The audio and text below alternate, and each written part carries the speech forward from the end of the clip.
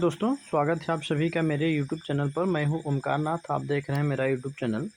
तो आज हम इस वीडियोस में बेहद ही इम्पोर्टेंट टॉपिक लेके आए हैं, जो कि यूपी ट्रिपल 80 पेट से रिलेटेड, जो कि साइंस के क्वेश्चन होंगे। ठीक है, तो बने रहिए मेरे चैनल पे। यदि चैनल पे नए हैं तो आप सबसे पहले सब्सक्राइब कर दीजिए, ताकि आने वाले ऐसे तमाम वीडियो और नोटिफिकेशन आपको सबसे पहले मिल सके। तो चलिए पहला क्वेश्चन लेते हैं। पहला क्वेश्चन है, आसमान का रंग नीला क्यों दिखाई देता है? जो आसमान है उसका रंग नीला क्यों दिखाई देता है? तो ये प्रकीर्णन के कारण नीला रंग दिखाई देता है। ऑप्शन नंबर सी इसका राइट आंसर हो जाएगा। अगला क्वेश्चन लेते हैं। अगला क्वेश्चन है, वर्षा की बूंद गोलाकार क्यों होती हैं? वर्षा की जो बूंद है वो गोलाकार क्यों होती हैं या किसके कारण होती हैं? इसका जो राइट आंसर हो जाएगा ऑप्शन नंबर बी, पृष्ठ तनाव, सरफेस टेंशन के कारण वर्षा का जो बूंद होता है वो गोलाकार हो जाता है। तो अगला क्वेश्चन लेते हैं। अगला क्वेश्चन है, सूर्य का ताप किस यंत्र से मापा जाता है? बेहद ही इंपॉर्टेंट क्वेश्चन है।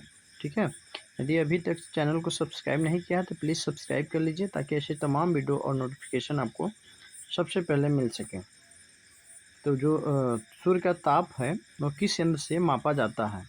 तो ये मापा जाता है पायरोमीटर से। ऑप्शन नंबर सी इसका राइट आंसर हो जाएगा। अगला क्वेश्चन लेते हैं। अगला क्वेश्चन है, मनुष्य की दोनों आंखें कितनी डिग्री तक देख सकती हैं? जो मनुष्य की आंखें हैं वो दोनों कितने डिग्री तक देख सकती हैं? तो 180 डिग्री तक मनुष्य की आंखें देख सकती है। ऑप्शन नंबर बी हो जाएगा इसका राइट आंसर। अगला क्वेश्चन लेते हैं। अगला क्वेश्चन है, मनुष्य की एक आंखें कितनी डिग्री तक देख सकती है? मनुष्य की जो एक आंख है वो कितने डिग्री तक देख सकती है? तो ऑप्शन नंबर डी हो जाएगा, 130 डिग्री तक मनुष्य की एक आंखें देख सकती है। ऑप्शन नंबर इसका डी हो जाएगा राइट आंसर। अगला क्वेश्चन लेते हैं। बंदर में कितने गुणसूत्र होते हैं? बंदर में कितने गुणसूत्र होते हैं? तो टोटल 46। ठीक है, 46 गुणसूत्र होते हैं। ऑप्शन नंबर इसका सी हो जाएगा राइट आंसर। ठीक है, अगला क्वेश्चन लेते हैं। अगला क्वेश्चन है, किस विटामिन को हार्मोन्स कहा जाता है? किस विटामिन को हार्मोन्स कहा जाता है? विटामिन डी को हार्मोन कहा जाता है। ऑप्शन नंबर डी इसका राइट आंसर हो जाएगा। ठीक है, यदि अभी तक मेरे चैनल को सब्सक्राइब नहीं किया तो प्लीज़ सब्सक्राइब कर लीजिए। बेहद ही इंपॉर्टेंट टॉपिक और क्वेश्चन लेके आए हैं। तो बने रहिए मेरे चैनल पे, और इसकी बिल्कुल मत करिए, अपने दोस्तों को शेयर करिए, लाइक करिए, सब्सक्राइब करिए। अगला क्वेश्चन है, मानव शरीर में ऑक्सीजन का प्रतिशत कितना होता है? बेहद इंपॉर्टेंट क्वेश्चन है। मानव शरीर में ऑक्सीजन का प्रतिशत कितना होता है? तो ये होता है 65%। ऑप्शन नंबर ए इसका राइट आंसर हो जाएगा। अगला क्वेश्चन लेते हैं। विद्युत चालकता का मात्रक क्या होता है? जो विद्युत चालकता होता है उसका मात्रक क्या होता है? तो इसका जो मात्रक होता है महो होता है। ऑप्शन नंबर ए हो जाएगा इसका राइट आंसर।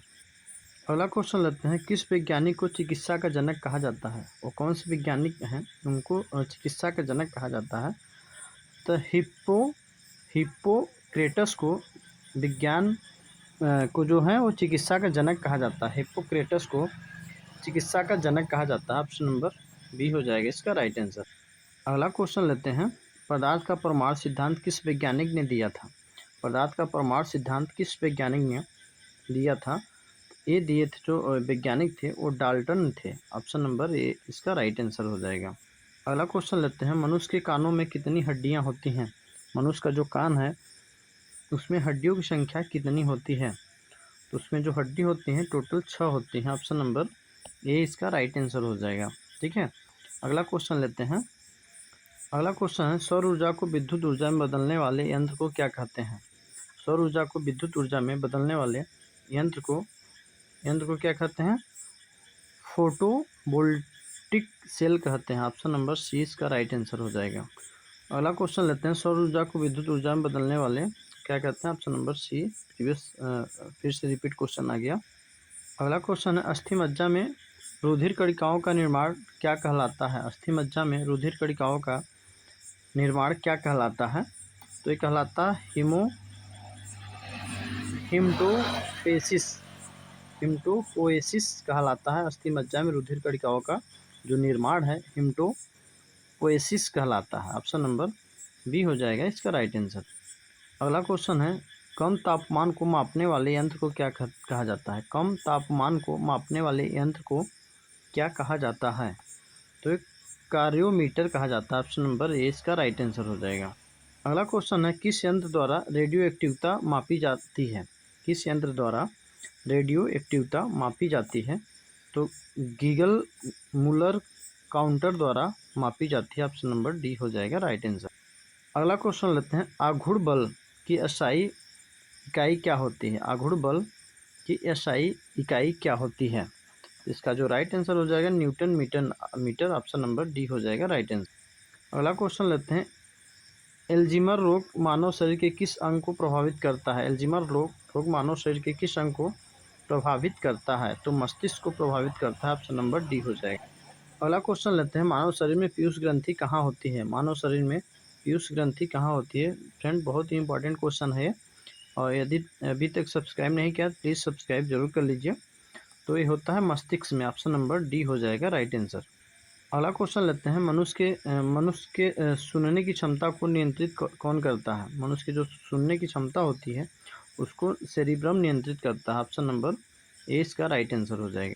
अगला क्वेश्चन लेते हैं, सामान्यतया अंकुरण के लिए किसका आवश्यकता नहीं होता है? सामान्यतया अंकुरण के लिए किसकी आवश्यकता नहीं होती है? तो ये प्रकाश की नहीं होती। ऑप्शन नंबर बी हो जाएगा राइट आंसर। अगला क्वेश्चन लेते हैं, मनुष्य में मादा जनन अंग से किस हार्मोन का स्राव होता है? मनुष्य में मादा जनन अंग से किस हार्मोन का स्राव होता है? तो रिलैक्सिन का स्राव होता है। ऑप्शन नंबर बी हो जाएगा राइट आंसर। अगला क्वेश्चन लेते हैं, वायुमंडल में सामान्यतः CO2 कितना पाया जाता है? वायुमंडल में CO2 कितना पाया जाता है? तो 0.03% पाया जाता है। ऑप्शन नंबर सी इसका राइट आंसर हो जाएगा। अगला क्वेश्चन लेते हैं, अगला क्वेश्चन है,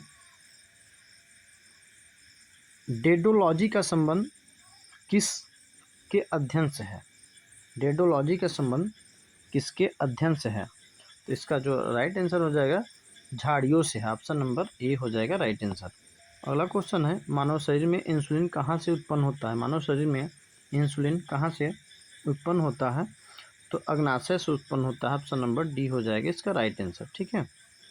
अगला क्वेश्चन लेते हैं, अगला क्वेश्चन है, भोजन का पाचन किस प्रकार की अभिक्रिया है? भोजन का पाचन किस प्रकार की अभिक्रिया है? तो यह उपचयन अभिक्रिया। ऑप्शन नंबर सी इसका राइट आंसर हो जाएगा। यदि अभी तक चैनल को सब्सक्राइब नहीं किया तो प्लीज़ सब्सक्राइब कर लीजिए, लाइक कर दीजिए, अपने मित्रों को शेयर कर दीजिए। अगला क्वेश्चन मैं लेता हूँ टेस्ट के रूप में, वायुमंडल में सामान्यतः CO2 कितना % पाया जाता है? मैं अभी बता चुका हूँ, इसका आंसर आपको कमेंट में बताना है। और मनुष्य में मादा जनन अंग किस हार्मोन का स्राव होता है? इसका आंसर भी आपको कमेंट में बताना है। मानव शरीर में पीयूष ग्रंथि कहाँ स्थित होती है? इसका आंसर आपको कमेंट में बताना है। यदि अभी तक सब्सक्राइब नहीं किया प्लीज़ सब्सक्राइब कर दीजिए, लाइक करिए, मित्रों को शेयर करिए। मिलते हैं नेक्स्ट वीडियो में। जय हिंद, जय भारत।